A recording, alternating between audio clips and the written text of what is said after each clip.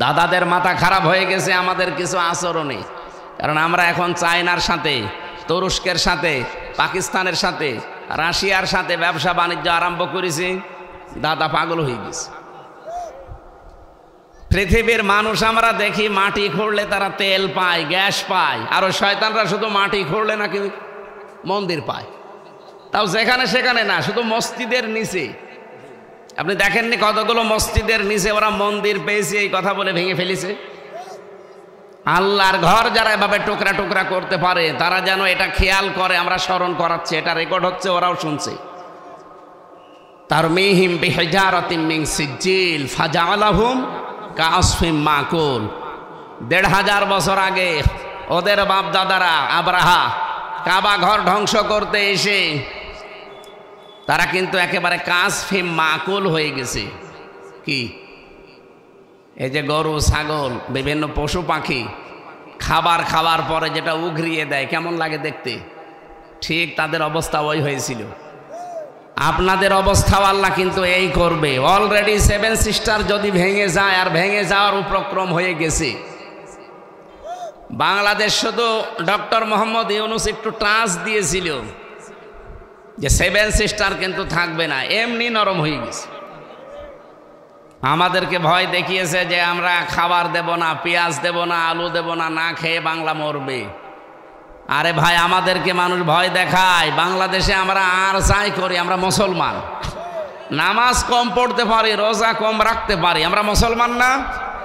আমাদের তো বছরে 1 মাস না খেয়ে থাকা ফরজ, আর সেই মাস, এই মাস চলছে না সেটা। আর আমাদেরকে খাবারের ভয় দেখিয়ে নিজেরাই ভয় পেয়েছে। এখন তাদের আলু, তাদের পেঁয়াজ এই বর্ডারে এসে পৌঁছে। এখন বলতেছে আসেন কলকাতায়, 100 টাকা আর প্রায় 25 টাকা আপনাদের আর নেওয়া হবে না, মাফ করে দেওয়া হবে। পাগল হয়ে গেছে। এই জন্যে ওদের সবচাইতে বেশি ভয় কিসের ভয়? মরণের ভয়। বাংলাদেশে ধর্ষণ যে করে তার পক্ষে উকিল এখন দাঁড়াতে ভয় পায়। এক কথা বলেন না কেন? আসিয়ার ধর্ষক যারা, তাদের পক্ষে উকিল দাঁড়িয়েছিল, উকিল পর্যন্ত পিটানি খেয়েছে। তাহলে ধর্ষকের পক্ষে দাঁড়ালে জনগণ পিটিয়ে আপনাকে মেরে ফেলে।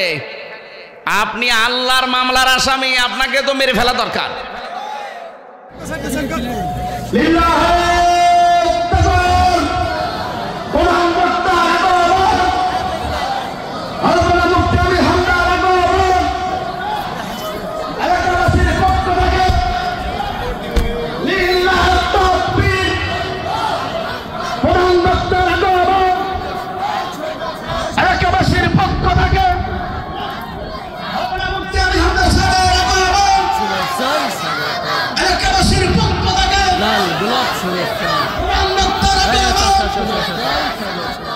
যশোর জেলার ঝিকরগাছা থানার অন্তর্গত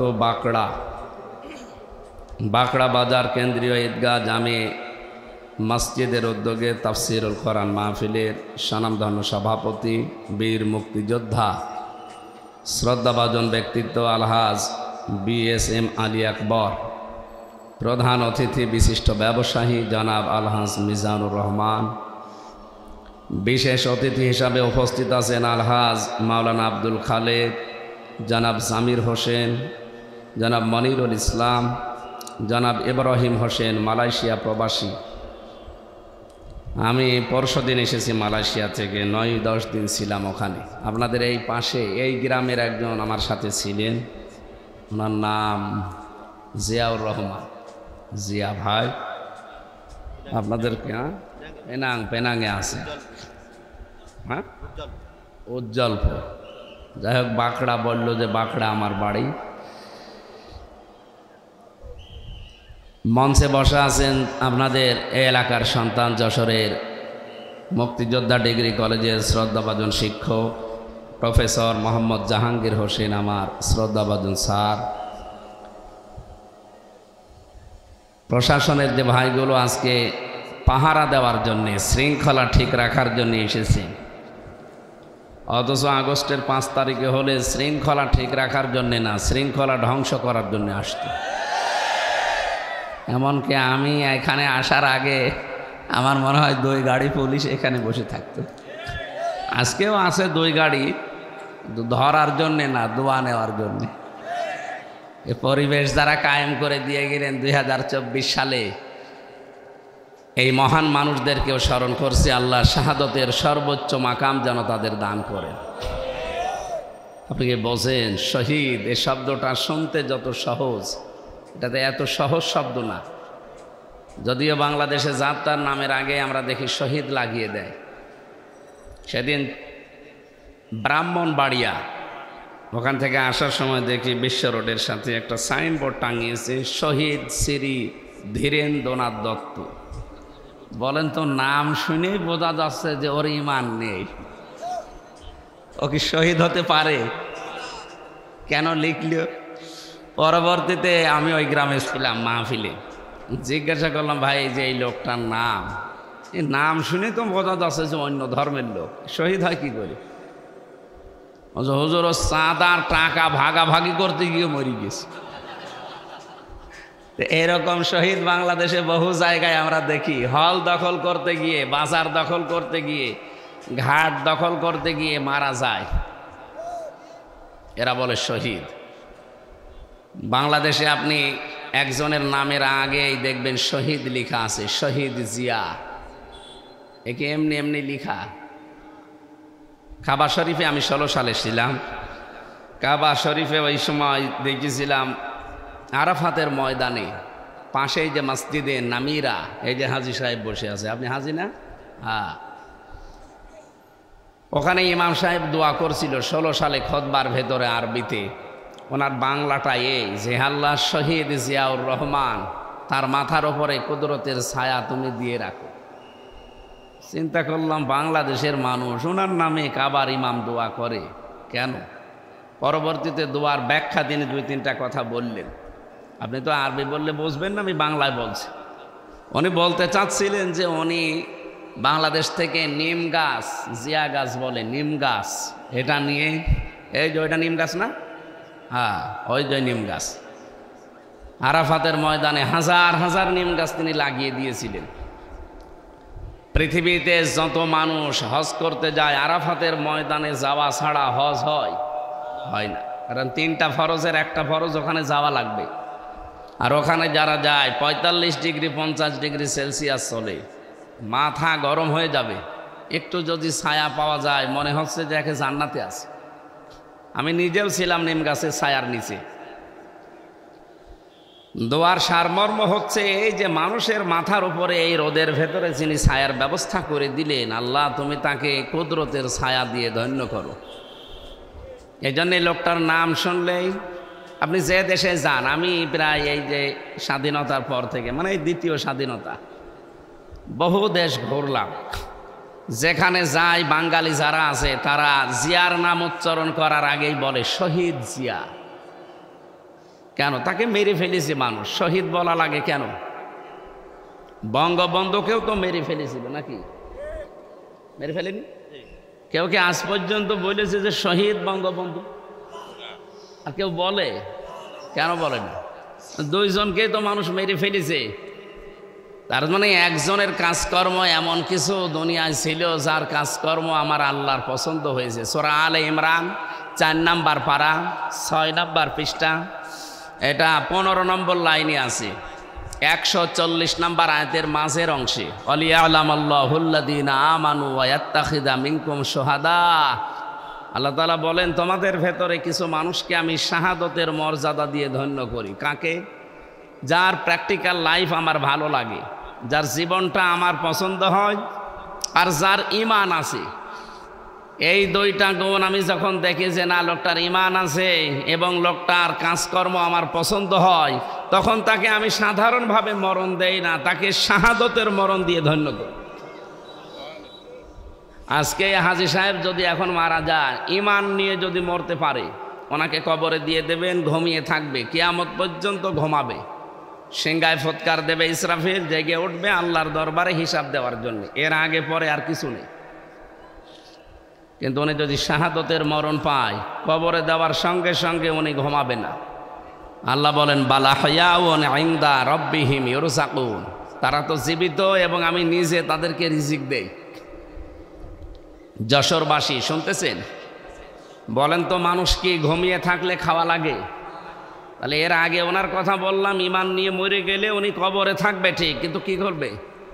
ঘুমিয়ে থাকবে। বলেন বলেন, ঘুমিয়ে থাকলে খাওয়া লাগে? কিন্তু শাহাদতের মরণ পেলে ঘুমাবে না, জিন্দা থাকবে, জীবিত থাকবে, আল্লাহ নিজে খাওয়াবে। আর খাবার খাওয়ালে কি হয়? রক্ত, গোশত, চর্বি এগুলো তৈরি হয় না? তাহলে যারা শহীদ হয়ে গেল 2024 সালে, 1971 সালে যারা শহীদ হয়েছে, এই মানুষগুলো কিন্তু মারা যায়নি, এই জন্যে মরে গেছে এই কথা বলা যাবে না। যারা শহীদ হয় এদেরকে যদি কেউ বলে মরে গেছে, তার গুনাহ হবে। সূরা বাকারা 154 নম্বর আয়াতে আছে, রব্বুল আলামিন বলেন, আলা তাকুলু লিমান ইউকতালু ফি সাবিলিল্লাহি আমওয়াত বাল আহইয়াউ ওয়ালাকিন লা তাশউরুন। কখনো এই কথা বলবা না মুখ দিয়ে, যারা শহীদ হয়েছে তারা মরে গেছে, না এই কথা বলা যাবে না, তারা জীবিত, তোমরা টের পাও না। এতটুকু বলে আল্লাহ শেষ করে দিতে পারতেন। মানুষ যেন মুখের পরে অন্তরে ধারণা করতে পারে, এই জন্য অন্তরের ওপরও আল্লাহ নিষেধাজ্ঞা জারি করেছেন। ওয়ালা তাহসাবান্নাল্লাযীনা কুতিলু ফি সাবিলিল্লাহি আমওয়াতা বাল আহইয়াউন ইনদা রাব্বিহিম ইউরযাকুন। বলেন আল্লাহু আকবার। সূরা আলে ইমরান 169 নম্বর আয়াতে আছে, আল্লাহ পাক বলেন, যারা শহীদ হয়েছে, আমি আল্লাহর রাস্তায় যারা জীবন দিয়েছে, মানবতার জন্য যারা জীবন দিয়েছে, এ কথা কখনো ধারণাও করবা না যে লোকটা মরে গেছে। তারা জীবিত এবং আমি নিজে তাদেরকে রিজিক দেই। এর প্রমাণ আমি প্রায় 100টা লিখেছি কোরআন আর হাদিস, আর এই বাস্তবতা সম্পর্কে একটা বলছি। হযরতে আমির হামজা আমার নামে নাম, বিশ্বনবীর চাচা, মুহাম্মদুর রাসূলুল্লাহর আপন চাচা। উনি কিন্তু শহীদ হয়েছিলেন, সাধারণভাবে মারা যাননি। তাকে 70 টুকরা করেছিল কাফেরেরা, এমনকি বিভিন্ন জায়গায় তার টুকরাগুলো ছড়িয়ে দিয়েছে। নবীজি তার লাশ টুকরাগুলো সাহাবায়ে কেরামকে দিয়ে বললেন, এক জায়গায় করো। 3টা টুকরা শরীরের পাওয়াও যায়নি, কাফেররা জবাই করেছে, টুকরা টুকরা করে বিভিন্ন পাহাড়ের পাদদেশে ছড়িয়ে দিয়েছে। ওরা লাশের টুকরাগুলো এক জায়গায় করে দেখলেন 3টা জায়গা মেলে না, তার মানে 3 টুকরার পাওয়া যায়নি। নিজের চাদর দিয়ে নবীজি তার লাশটা ঢেকে দিলেন। শহীদ যারা হয় তাদেরকে যেহেতু গোসল দেওয়া হয় না, কথা বুঝতেছেন, ওনাকে গোসল দেওয়া হয়নি। মাথা থেকে হাঁটু পর্যন্ত চাদর দিয়ে ঢাকা, কিন্তু পার ঢাকতে চায় না। নবীজি নিজে পাহাড়ের লতা পাতা দিয়ে তার পাটা ঢেকে দিলেন। জানাজার নামাজ শেষ করে কবরে দিলেন, নিজে দোয়া করলেন মাটি দেওয়ার পরে, রব্বুল আলামিন, আমার চাচা আমির হামজার আজকের এই দিন পর্যন্ত আমি তার উপরে খুশি আছি। হে আমার মালিক, হে আমার আল্লাহ, তুমি আমার চাচা হামজার উপরে খুশি হয়ে যাও। নবীজি পৃথিবীতে মাত্র 2 জনের জন্য এই কথা বলেছিলেন। এদিকে তাকান, হযরতে আব্দুল্লাহ যুল বাদাদাইন রাদিয়াল্লাহু তাআলা আনহু, তিনি ঈমান আনতে গিয়ে পরনের কাপড় পর্যন্ত আনতে পারেন নাই। এই লোকটা যেদিন শহীদ, তার মানে উনি জ্বরে মারা গিয়েছিলেন, কিন্তু শাহাদতের মরণ পেয়েছেন। নবীজি তার হাতে একটা বাকল বেঁধে দিয়ে বলেছিলেন, আমি আব্দুল্লাহর রক্ত কাফেরদের জন্য হারাম করে দিলাম। সাহাবী ডুকরে কেঁদে উঠে বলে, হে রাসূল, আমি চাইলাম আমার জীবনটা দিয়ে শহীদ হতে, কারণ শাহাদতের মর্যাদা আমি জানি, আর আপনি কাফেরদের জন্য আমার রক্তটাই হারাম করে দিলেন। বিশ্ব নবী বলেন, আব্দুল্লাহ, তোমার যে অ্যাক্টিভিটিস আজকের এই ময়দানে আমি দেখেছি, এখন যদি তুমি জ্বরে পড়েও মারা যাও, কিয়ামতের দিন আল্লাহ তোমাকে শাহাদতের মর্যাদা দান করবে। এই লোকটা যেদিন ইন্তেকাল হয়, শাহাদত বরণ করে, নবীজি নিজে তার কবর খুঁড়ে লাশটা কবরের ভেতরে শুয়ে নিজে দোয়া করেছিলেন, রব্বুল আলামিন আজকের এই দিন পর্যন্ত আমি আব্দুল্লাহর উপরে খুশি আছি, মেহেরবানি করে তুমিও খুশি হয়ে যাও। এই আব্দুল্লাহর জন্য একবার নবী নিজে দোয়া করেছিলেন, আর এই যার একজন তার চাচা হামজা রাদিয়াল্লাহু তাআলা আনহু বললেন, হে আল্লাহ আমি এ পর্যন্ত খুশি আছি কারণ আমার বাবা আমার জন্মের আগে দুনিয়া থেকে বিদায় নিয়েছে। এই পৃথিবীর ময়দানে আমার বাবার আদর আমি পাইনি। সবচাইতে বেশি মহব্বত, ভালোবাসা, আদর আমাকে দিয়েছে যিনি, তিনি আমার এই চাচা। আমি তার কাছে ঋণী হয়ে আছি।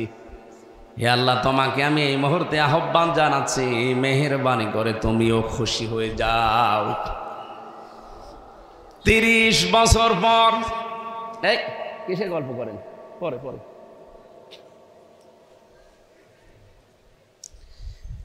30 বছর পর তার ইন্তেকাল হওয়ার পর, শহীদ হওয়ার পরে তার কবর একবার ভেঙ্গে গিয়েছিল। কয় বছর? 30 বছর। মদিনা একবার ব্যাপক ঢল হয়েছে, তার কবর পর্যন্ত ভেঙ্গে গিয়েছে, রক্ত প্রবাহিত হয়ে আসছিল। হযরতে হামজার সাথে উহুদের ময়দানে ওই সময় যারা যুদ্ধ করেছিল তাদের বয়স হয়তো 20-22 বছর ওই সময়। এখন তারা মুরব্বী হয়ে গেছে, এখন তাদের বয়স 55 বছর, 60 বছর বয়স। রক্ত অনুসন্ধান করতে গিয়ে দেখে 30 বছর আগে মুহাম্মদ রাসূলুল্লাহর চাচা হযরতে হামজাকে কাফেররা যে জায়গায় কোপ দিয়েছিল ওই সমস্ত জায়গা দিয়ে এখনো ফিনকি দিয়ে রক্ত বের হয়ে আসতেছে। আমার প্রশ্ন হচ্ছে, উনি যদি খাবার না খাবে, 30 বছর ওনার শরীরে রক্ত তৈরি হলো কি করে? কি কথা বলেন না কেন? এজন্য শাহাদতের মরণ যারা পেয়েছে, এই মানুষগুলো সত্যি বলছি, আপনি আন্দাজে তাদেরকে মরে গেছে কথা বলতে পারবেন না। মুখ দিয়ে বলাও নিষেধ, অন্তরে ধারণা করাও নিষেধ। এই জন্য দেশ মাতৃকার জন্যে আজকের যেহেতু সভাপতি একজন মুক্তিযোদ্ধা, উনি মানে 1971 সালের হবে নাকি 24 সালে, 24 সালেও যারা, তারাও মুক্তিযোদ্ধা। এখনো প্রায় 34,000 মানুষ হাসপাতালের বেডে কাতরাচ্ছে, তারা আহত। 2732 জন মানুষ তারা জীবন দিয়ে গেল। তাদের কি জীবনের দাম নেই? আপনি কি মনে করেন আবু সাঈদের জীবনের কোনো মূল্য তার কাছে ছিল না? তার দেওয়ালে পিঠ থেকে গিয়েছিল, এই জন্য সে বুক পেতে দিয়ে বলেছিল, বুকের ভেতর বইছে ঝড়, বুক পেতেছি গুলি কর। মানে সহ্যের বাইরে চলে গেলে সে আর কি করবে? আমরা এইটাই চাই যে সহ্যের বাইরে যেন আর পৃথিবী চলে না যায়। আমরা বসবাসযোগ্য পৃথিবী তৈরি করতে চাই। এই কথা বলে না কেন? কয়েকদিন আগে ভারত থেকে এক সাংবাদিক, উনি বিবিসির দালালি করার জন্য এসেছিল ডক্টর মোহাম্মদ ইউনূসের কাছে। জবাব দিয়েছে উচিতভাবে যে আপনি হাসিনার দালালি করেন, মানে সে মহিলা যা করেছে, কিয়ামত পর্যন্ত যদি ওরে আল্লাহ হায়াত দেয়, কিয়ামত পর্যন্ত যদি তারে ফাঁসি দেওয়া যায়, তাও তার গুনাহ মাফ হবে না।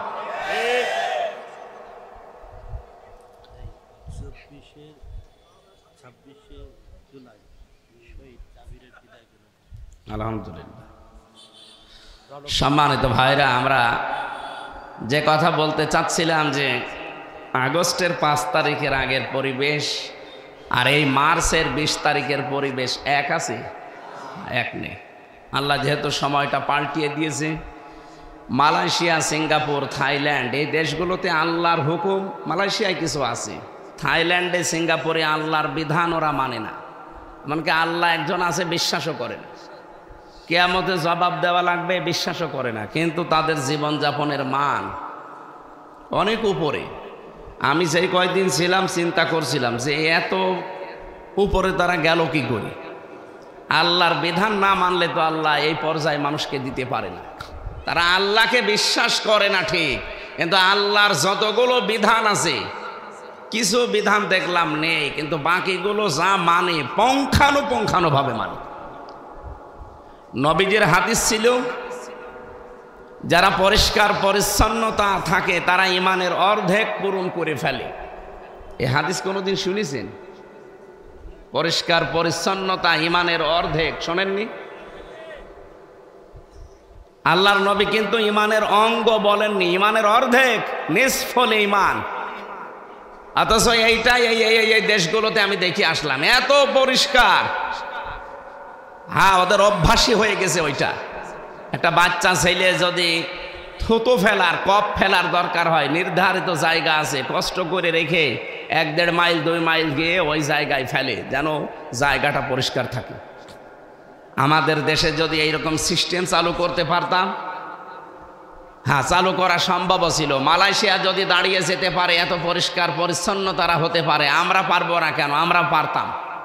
কিন্তু আমাদের দেশ থেকে যা পাচার হয়েছে, এই পাচারকৃত সম্পদগুলো যদি এই দেশে ব্যয় করা হতো, এই দেশটা মালয়েশিয়ার আগে দাঁড়িয়ে যেত। কারণ তাদের এত বড় দেশ, বাংলাদেশের চাইতে মালয়েশিয়া 5 ডবল বড়। পুরা দেশ ঘুরতে আমার প্রায় 10 দিন সময় লাগবে, এত বড় দেশ। এত বড় দেশে মানুষ মাত্র 3 কোটি, তাও বাংলাদেশ থেকে গেছে 20 লাখ, অন্যান্য দেশ থেকে আরো এসেছে, সব মিলে 3 কোটি মানুষ। এত বড় বিশাল দেশ, তাদের মানব সম্পদ নেই, এমনিতেই সম্পদ আল্লাহ দিয়েছে, ওইগুলো রিফাইন করে তারা ব্যবহার করে। আর আমাদের আল্লাহ কিছু না দিক, আমাদের দেশে 18 কোটি মানব সম্পদ আছে।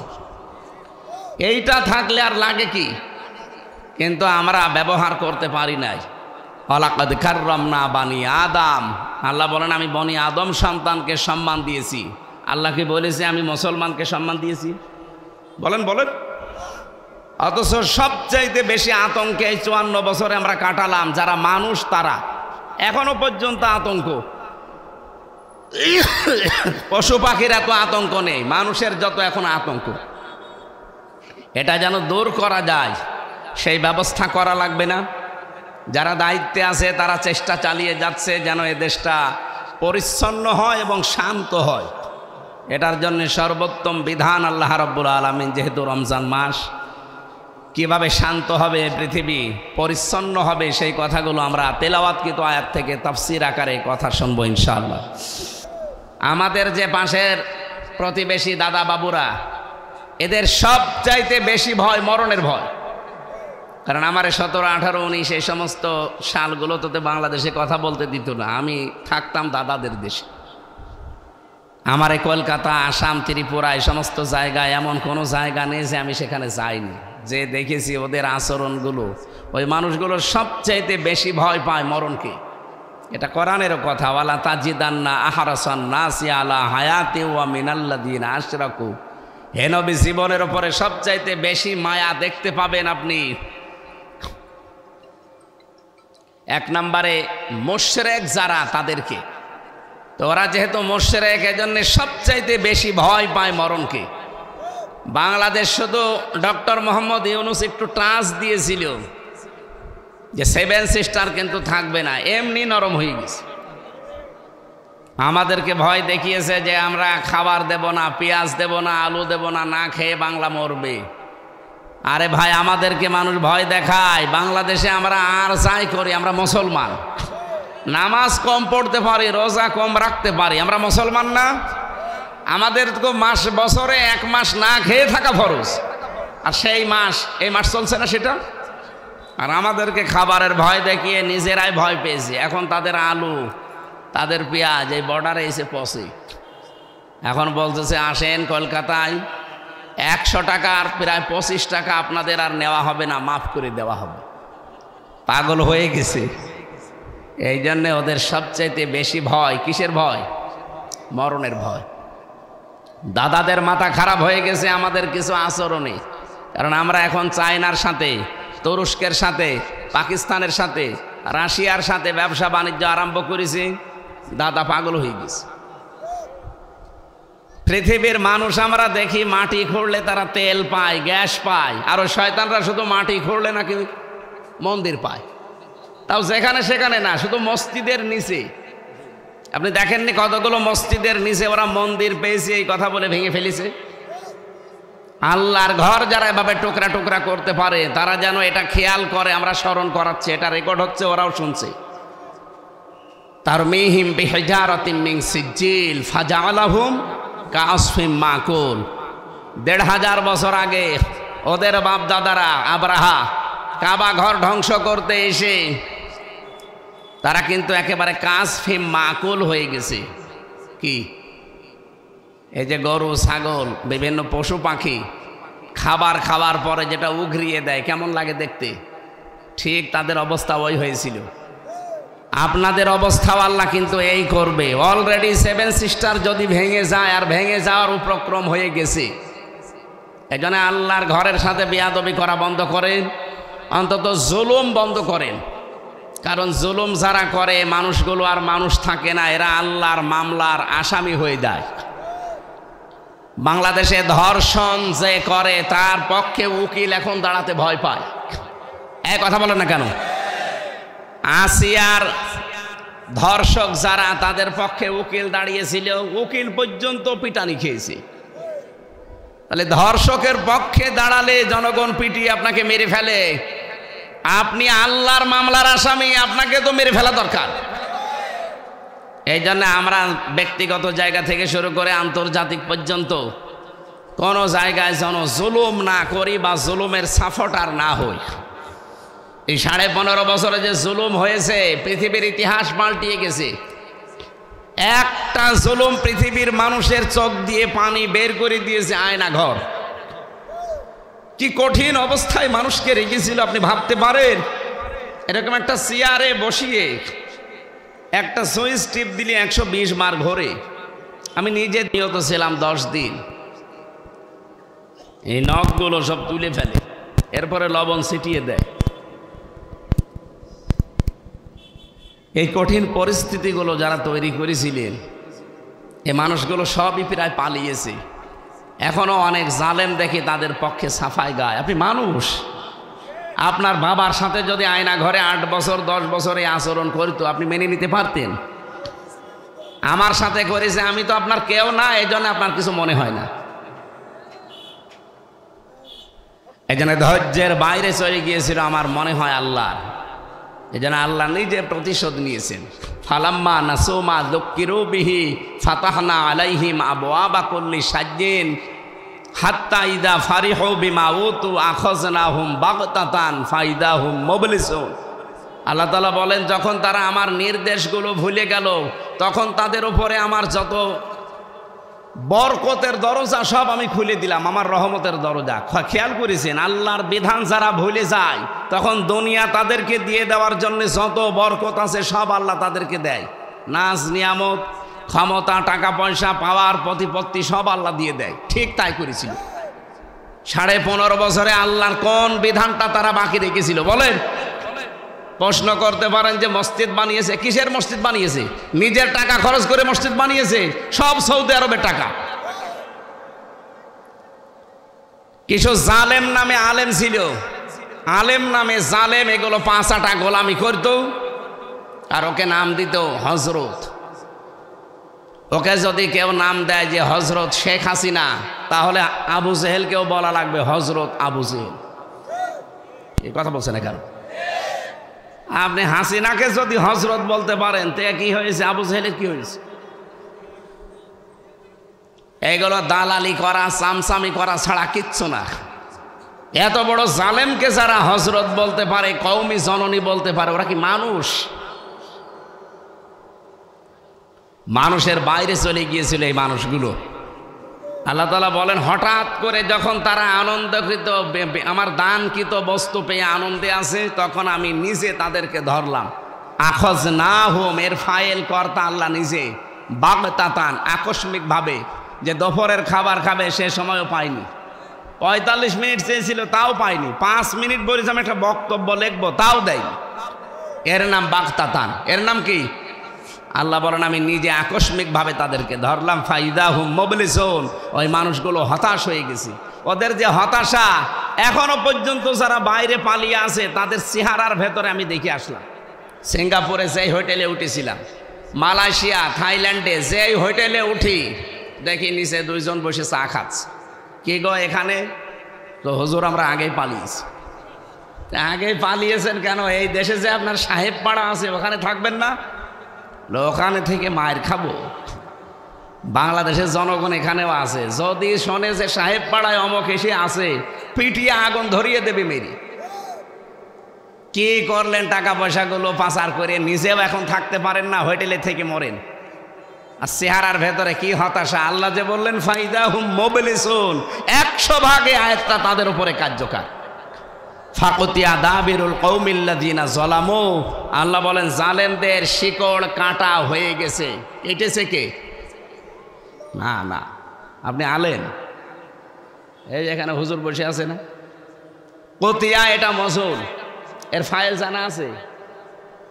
কতিয়া মজুল, এর ফাইল কর্তা জানা নেই। এই জন্য জালেমদের উপরে যে ঝড় বয়ে গেল আগস্টের 5 তারিখের পর থেকে, কে করেছে? আরে বললাম না কর্তাকে, ফাইলকে জানা নেই, কে করেছে কেউ জানে না। আপনি আমার কুষ্টিয়ার মাহবুবুল আলম হানিফের বাড়ি যেয়ে দেখেন, পায়খানার প্যান পর্যন্ত খুলে নিয়ে গেছে। তো খুলিয়েছে কে? কেউ জানে না।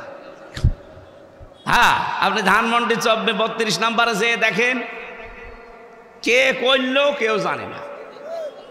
ওখানে আজাবুল বুলডোজার নাজিল হয়েছিল। ওর নাম কি? আজাবুল বুলডোজার।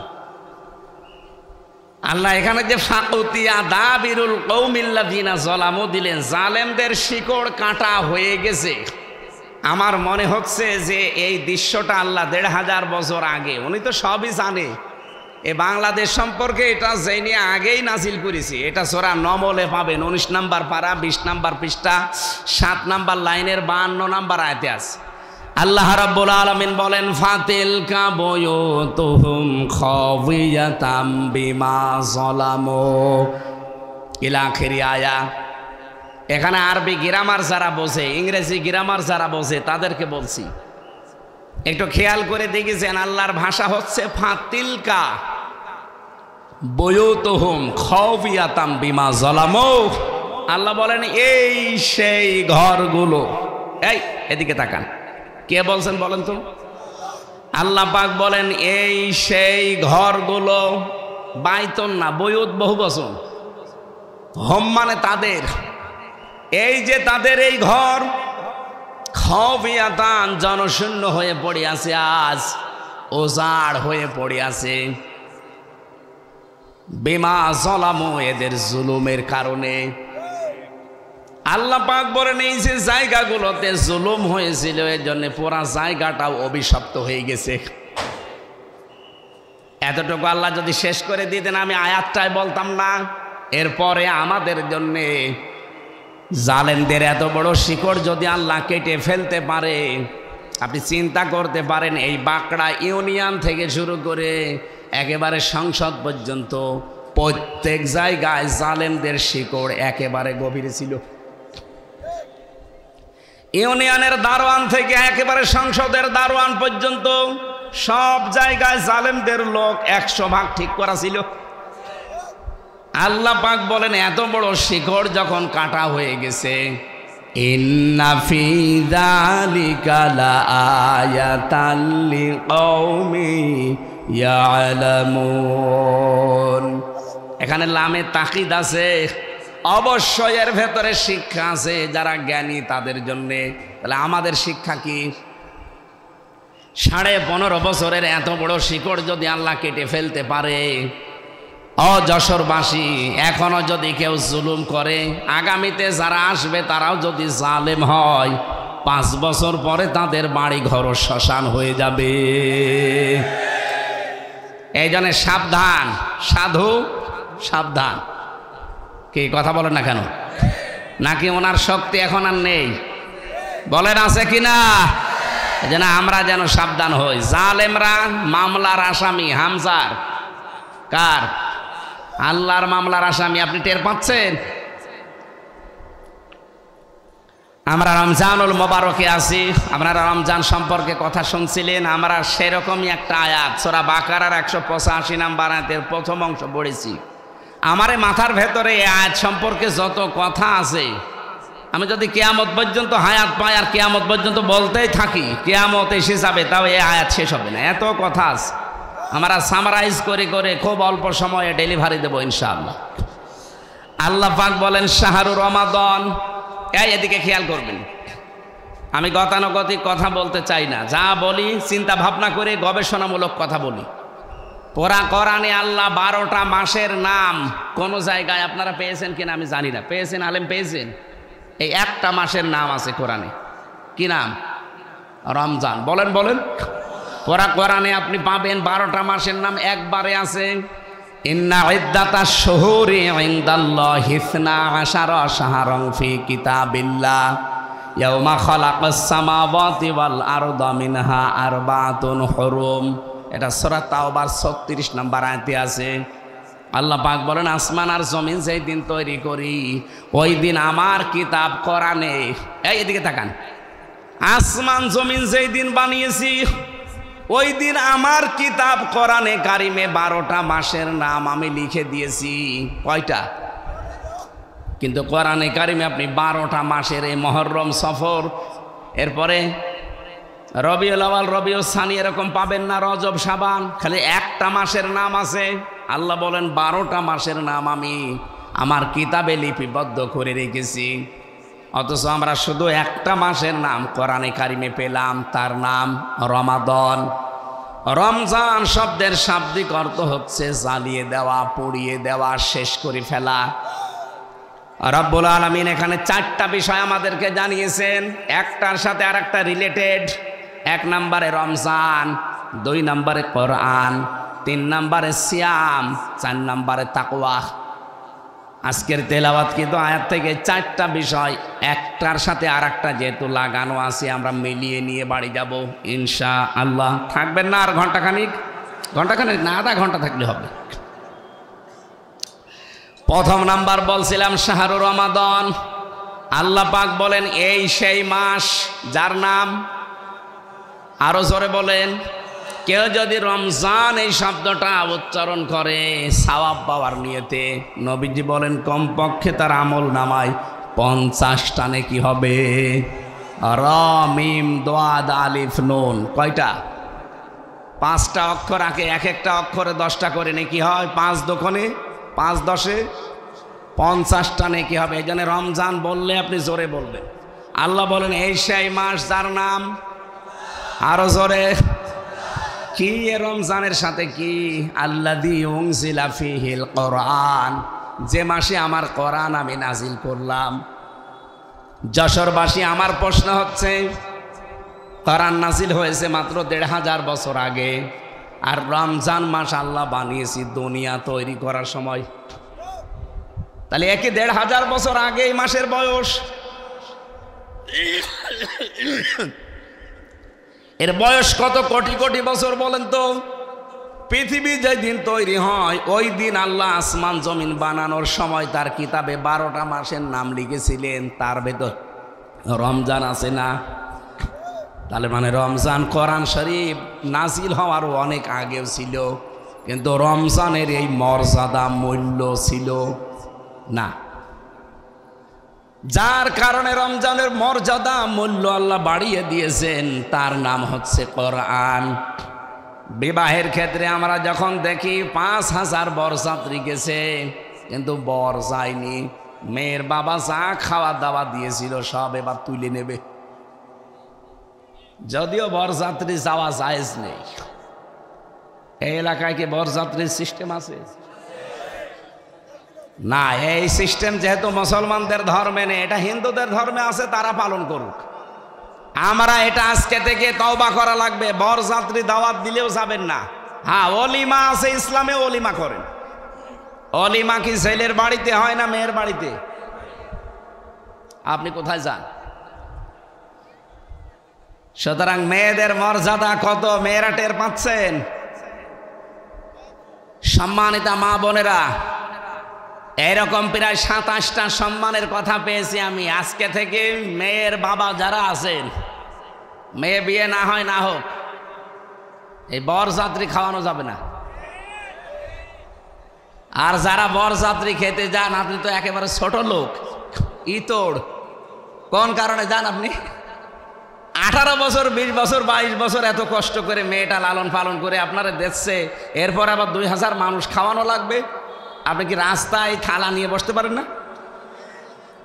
আমি চাইবো আজকে থেকে বরযাত্রীর দাওয়াত দিলে আমরা যেন আর কেউ না যাই। কি বরযাত্রী যাওয়া জায়েজ আছে? মেয়ের বাবার বাড়ি থেকে তার মন মতো, তার খুশি ছাড়া, তার অনুমতি ছাড়া একটা পান খাওয়াও জায়েজ নেই, আরো মরণের খাওয়া খায়। অলিমা করা জায়েজ আছে, কিন্তু অলিমা করে না। হাজী সাহেব অলিমা করেছেন? হ্যাঁ, আলহামদুলিল্লাহ, এই তো একটা পুরুষ মানুষ পেয়েছি। আমি যে বলছি আমিও তো পারিনি, কারণ আমি ওই সময় এত সচেতন ছিলাম না। বারবার যে বলছি অলিমা আর বরযাত্রীর কথা, কারণ আমার 3টা মেয়ে, আমার মেয়ে বিয়ে দেওয়া লাগবে না?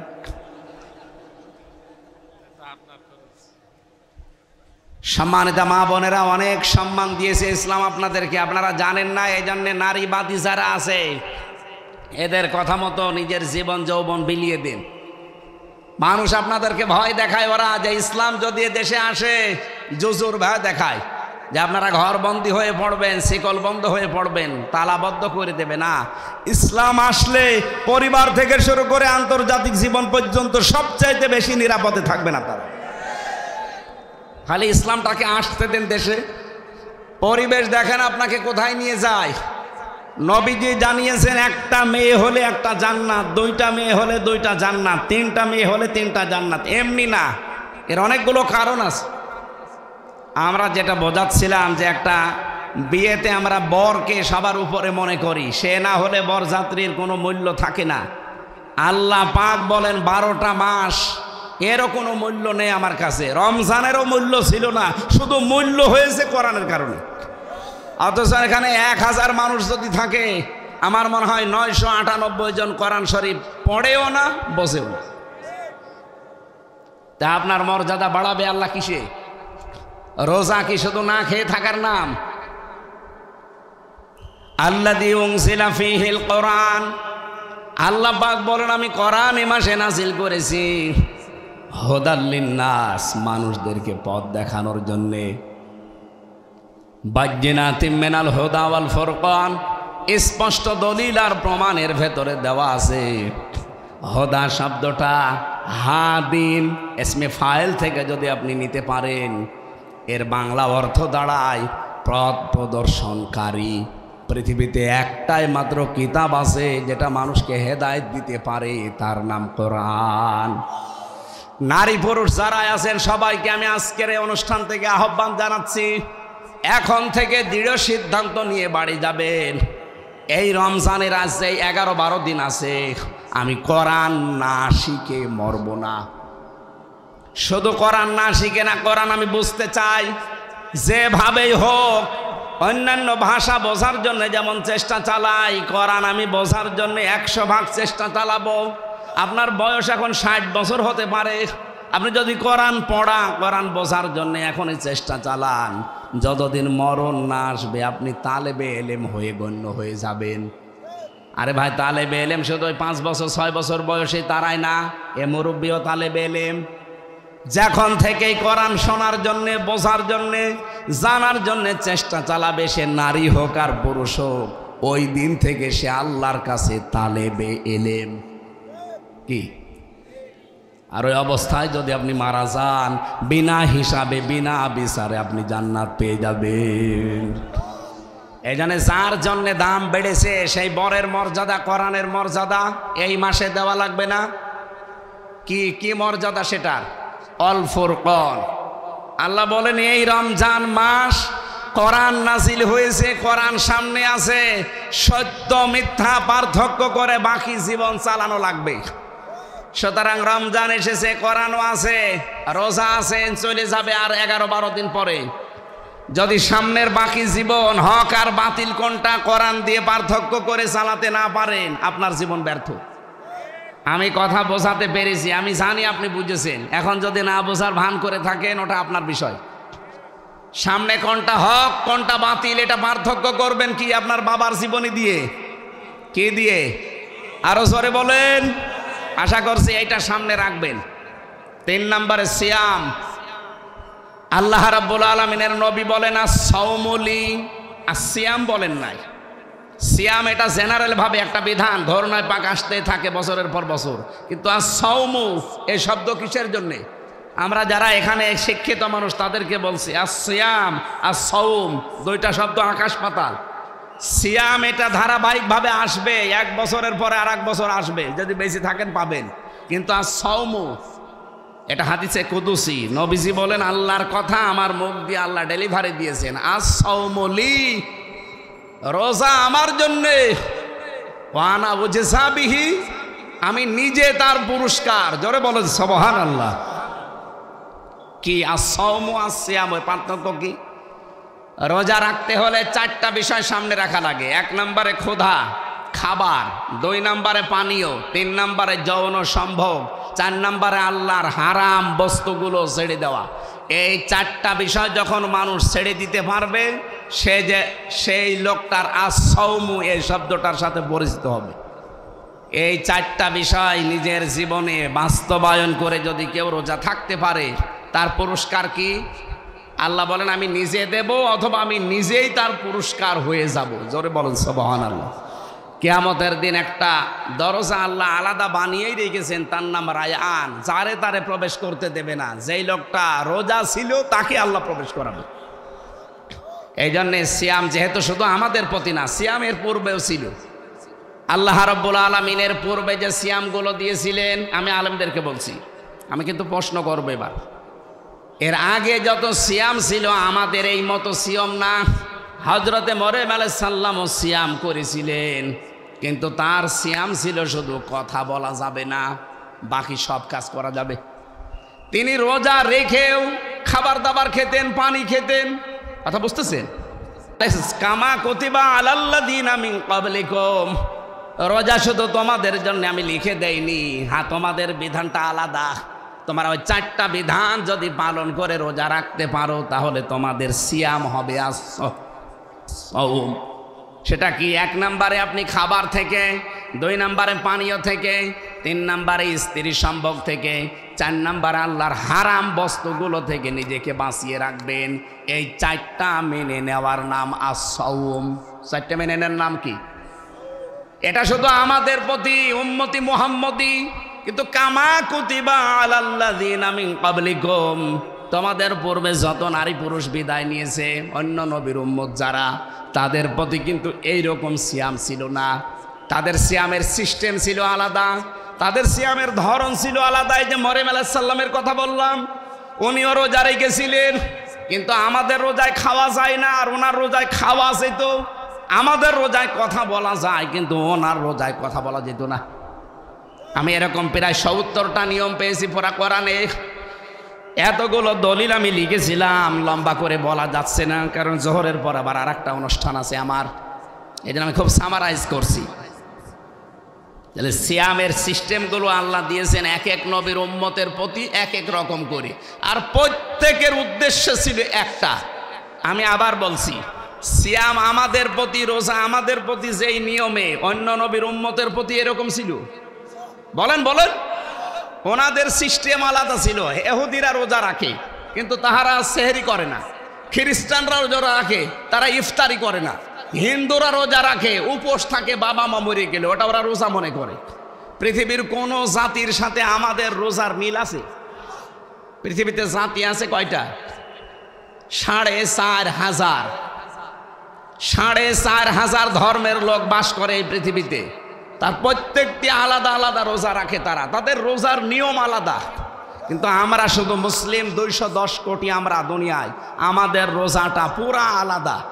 আমরা ওই 4টা শর্ত যদি মেনে না নিতে পারে, নবীজি বলেন ও না খেয়ে আছে, ও না খেয়ে থাকা আল্লাহর কোনো দরকার নেই, ও খালি শুকিয়ে আছে এইটুকুই। তাহলে আমরা আজকে থেকে রোজার সিয়াম আর সাওমের পার্থক্য বুঝলাম। সিয়াম ধারাবাহিকভাবে আসতে থাকে, রুটিন, এটা রুটিন ইবাদত প্রত্যেক বছরে আসবে। আর সাওম এটা 4টা বিষয় মেনে নিলে এটা কিয়ামতের দিন আল্লাহ হয় পুরস্কার দেবে, নাই নিজেই পুরস্কার হয়ে যাবে। 1 নম্বরে খাবার দাবার থেকে, 2 নম্বরে পানীয় জাতীয় জিনিস থেকে, 3 নম্বরে স্ত্রী সম্ভোগ থেকে, 4 নম্বরে হারাম কাজ থেকে বেঁচে থাকবেন। 2 জন মহিলা গীবত করছিল, এটা তিরমিজি শরীফের হাদিস। এই এদিকে তাকান। নবীজি তার এই গেবদের কথাগুলো শুনলেন, শোনার পরে বললেন, দেখো এই দুইটা মহিলা এরা হালাল জিনিস খেয়ে রোজা রেখেছে আর হারাম জিনিস খেয়ে রোজা ভাঙছে। হালাল জিনিস কি? সেহরি করেছিল, হালাল জিনিস দিয়ে রোজা রেখেছিল, আর গেবত করে হারাম জিনিস দিয়ে রোজা ভেঙে ফেলেছে। তার মানে রোজা রাখা অবস্থায় গেবত করলে রোজা আর থাকে? এই হাদিস অনুযায়ী থাকে। আজকে 19টা রোজা পার হয়ে গেল, এখানে একজনও বুকে হাত দিয়ে বলতে পারবেন আমি সহ যে 19টা রোজায় আমি আজ পর্যন্ত কোনো দিন এই 19 দিনে কারো গিবত করিনি, গিবত শুনিনি? পারবেন বলতে?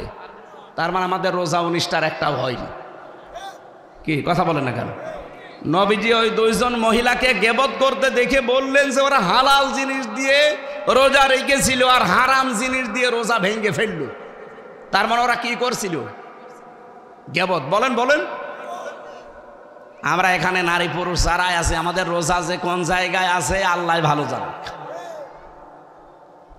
এবার আসেন 4 নাম্বার যেটা। আমার কথা কি বোঝা যাচ্ছে ভাই, নাকি আমি রব্বানের কাহিনী শুরু করব?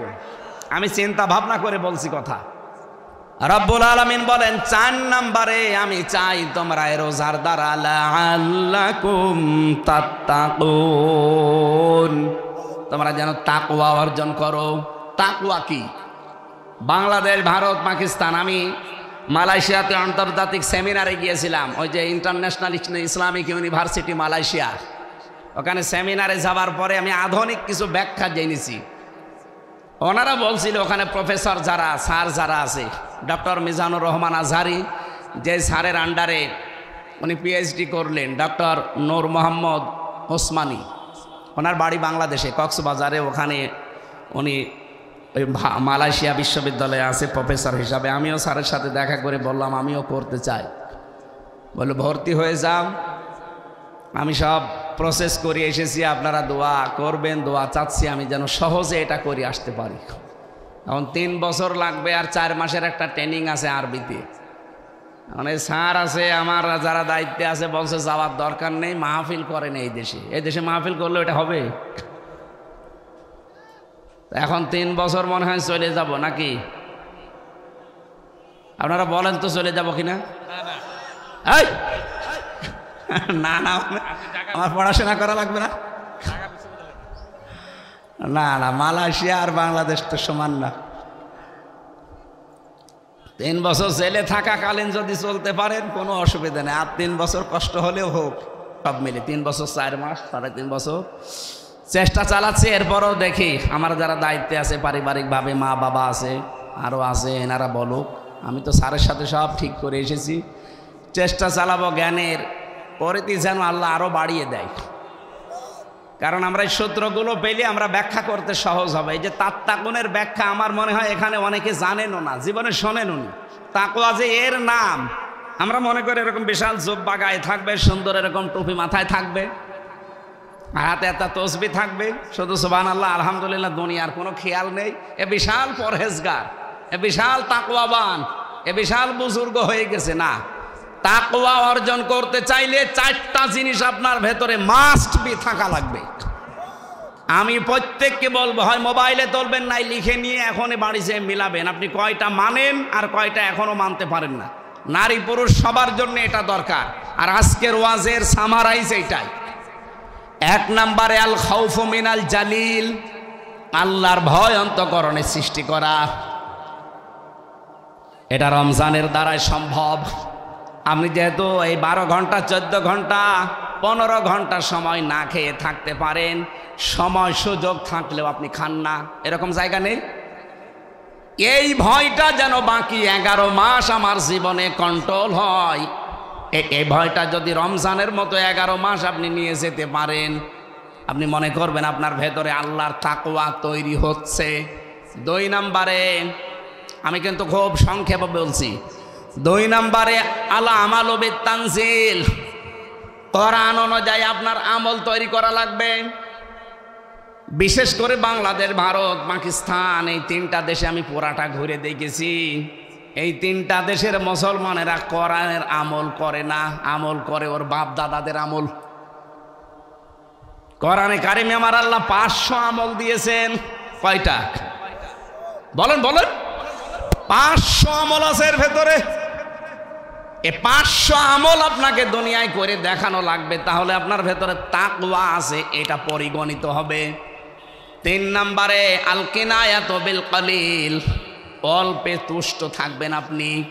আমি যত প্রথম কথা তুলেছিলাম বাংলাদেশ দাঁড়ায় না কেন, মালয়েশিয়া দাঁড়িয়ে গেল আজ 20-22 বছরে, সিঙ্গাপুর দাঁড়িয়ে গেল আজ 18-19 বছরে, থাইল্যান্ড দাঁড়িয়ে গেল যেখানে শুধু চামড়া আর দেহ ব্যবসা ছাড়া কিচ্ছু নেই, অথচ তারা দাঁড়িয়ে গেছে আজ। আমরা দাঁড়াতে পারি না একটাই কারণ, আমরা অল্পে তুষ্ট না, আরো চাই আরো চাই। এই 15.5 বছরে এক লোক নাকি 620টা বাড়ি বানিয়েছে। এই 6.5 মাস 7 মাস যদিও থাকতো আরো 20টা বানাইতো। ওই যে ভূমি মন্ত্রীর দায়িত্বে ছিল চট্টগ্রামের, ওনার বাড়ি হচ্ছে 620টা। একটা মানুষ বাঁচে কয় বছর? 70-80 বছর। 70-80 বছরের জন্য 620টা বাড়ি লাগে। এক বাড়িতেই তো পার হয়ে যায়, আরো আর একটা হায়াত লাগে। আর ওর বাড়িতেই হয়নি, কারণ ও অল্পে তুষ্ট না। এই যে আমরা একজন সাদা মানুষের নাম শুনি, ওনার নাম হচ্ছে দরবেশ সালমান এফ রহমান। ওর মাথার চুল থেকে শুরু করে পায়ের স্যান্ডেল পর্যন্ত পুরাটা সাদা, অথচ ভেতরে পুরাটা কালো ছিল। 36,000 কোটি টাকা মারিং কাটিং করেছে। একটা মানুষের টাকা লাগে কত বলেন তো? 36,000 কোটি। আপনারা যদি গণনা করতে দেওয়া যায় হাত ব্যথা হয়ে যাবে। মেশিন ছাড়া আপনি গুনতেও পারবেন না। 1-2 টাকা 36 টাকা হলেও তো হয়। 36,000 না, 36 লাখ না, 36 কোটি না, 36,000 কোটি। কত টাকা একজন চুরি করেছে বলেন? অল্পে তুষ্ট থাকলে এত টাকা চুরি করে বাইরের দেশে পাঠাতো না। এই রূপপুরের পারমাণবিক কেন্দ্র আপনারা নাম শুনেছেন, ওখান থেকে একজন শেখ হাসিনার ছোট বোন 76,000 কোটি টাকা নিয়েছে। একটা জায়গা থেকে যদি এই পরিমাণ চুরি হয় তে দেশ দাঁড়াবে কি করে? এ যে এখনো আছে তাই তো ভালো বলা দরকার। আমি ওই 10 দিন যেভাবে ছিলাম কোনো কাশি আমার হয়নি, একেবারে নীরবে নিস্তব্ধ, কোনো ময়লা নেই, কোনো ধুলোবালি নেই। কাশি হবে কি দিয়ে? আর এই দেশে আজ 2 দিন এসে কাশতে কাশতে মরে যাচ্ছে। না, আমাদের দাঁড় করাতে হলে অল্পে তুষ্ট থাকা লাগবে। শুধুমাত্র 5 ওয়াক্ত নামাজ পড়া, কালো বোরকা পরে ঘোর ঘোর করে ঘোরা না। আপনাকে অল্পে তুষ্ট থাকা লাগবে। আপনার স্বামীর বেতন 20,000, ওইটা নিয়ে আপনাকে কন্ট্রোল করা লাগবে আপনার জীবন। না, ওর স্বামীর বেতন 20,000, ওর বিউটি পার্লারে সাজতেই লাগে 15,000।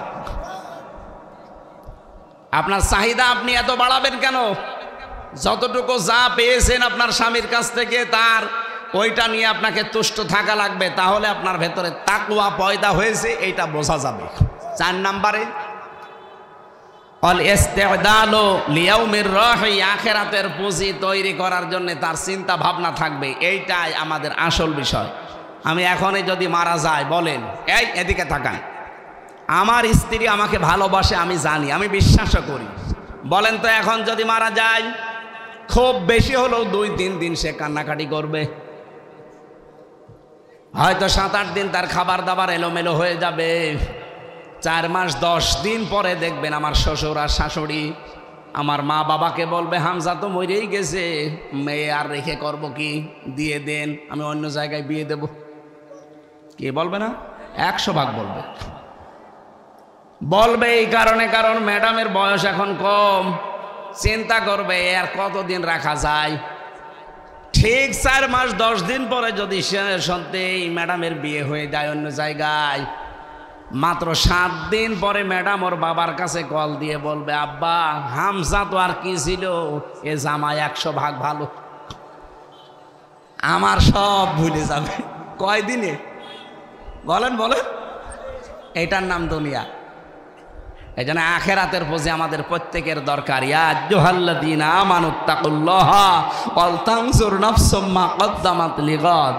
ঈমানদারেরা আল্লাহকে ভয় করো, আর প্রতিটি মানুষের উচিত আগামী দিনের জন্য তার প্রস্তুতি কতটুকু আছে এটা যেন সে খেয়াল করে নেয়। কারণ চোখ বন্ধ হয়ে গেলে আপনার ছেলে আপনার না, আপনার বউ আপনার না, আপনার মা বাবাও আপনার না। হ্যাঁ, আমি আমার মা বাবার সাথে ভালো ব্যবহার করব আমার আখেরাতের জন্য, আমার স্ত্রীর সাথে আমি ভালো ব্যবহার করব আমার আখেরাতের জন্য, আমার স্বামীর সাথে আমি ভালো ব্যবহার করব, তার হক আদায় করব, এটা আমার আখেরাতের জন্য। কি কথা ঠিক আছে? যে যে জায়গায় আছি আমি সহ প্রত্যেকে যেন এইভাবে তাকওয়া অর্জন করতে পারি, বলেন আমিন। 4টা বিষয় আমি টাচ দিয়েছি, রমজান, কোরআন, সিয়াম আর তাকওয়া।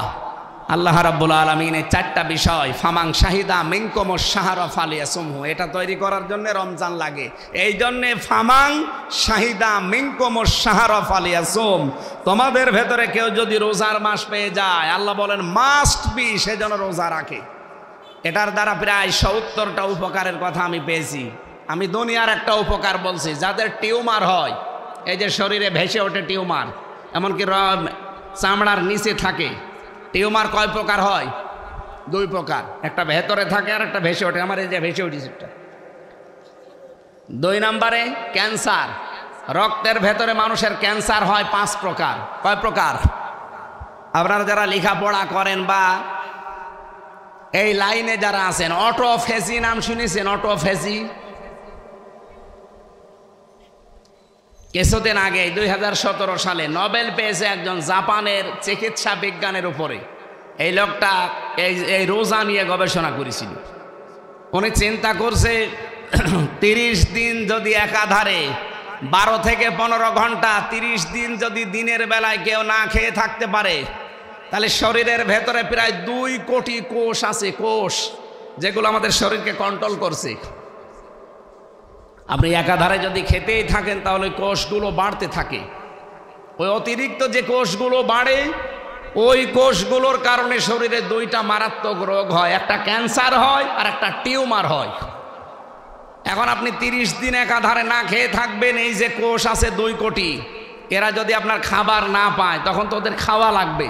তখন ওই যে অতিরিক্ত বৃদ্ধি হওয়া কোষ যেগুলো আছে ওইগুলো তারা খেতে আরম্ভ করে। আমরা যখন ফসল লাগাই, আসল ফসলে সার দিয়েও ফসল হয় না, আর পাশে আগাছা, ও সার দেওয়া লাগে, ওর জ্বর দেখেছেন? আপনার আসল কোষ তখন দুর্বল, আর ওই যে অতিরিক্ত যেগুলো বাড়তি কোষ, ওগুলোর শক্তি এত বেশি, কারণ আপনি তো মরণের খাওয়া খান। এই জন্য ওই কোষগুলোকে কন্ট্রোল করার জন্য এই কোষ তখন খাওয়া আরম্ভ করে। 1 মাসে পোড়া খেয়ে সাবাড় করে ফেলে, আপনার রক্তকে রিফাইন করে দেয়, ক্যান্সার থেকে আর টিউমার থেকে বাঁচিয়ে দেয়। এই গবেষণা তারা সূরা বাকারার 184 নম্বর আয়াতের শেষের অংশটা গবেষণা করে তারা পেয়েছে। একজন খ্রিস্টান ডাক্তার, উনি 4500 ধর্মীয় গ্রন্থের উল্লেখযোগ্য প্রায় 27টা, এগুলো এক জায়গায় করে মিলিয়েছিল, দেখি এই তথ্য কোন ধর্মীয় গ্রন্থে পাওয়া যায়। সর্বশেষ উনি পেয়েছে আমাদের ধর্মগ্রন্থ কোরআনে কারীম সূরা বাকারার 184 নম্বর আয়াতের শেষের অংশে, ওয়াং তাসুমু খায়রুল লাকুম ইন কুনতুম তা'লামুন, তোমরা যদি রোজা রাখো তোমাদের জন্য ভালো হবে। কি ভালো হবে? তার ভেতরে এটা একটা, আপনাকে ক্যান্সার থেকে টিউমার থেকে আল্লাহ বাঁচিয়ে দেবে। এই জন্য আমরা সুস্থ থাকার জন্য অন্তত আজকে থেকে বাকি রোজাগুলো হক আদায় করে রাখার চেষ্টা করেন। সময় যেহেতু আর 45 মিনিট আছে, ওখানে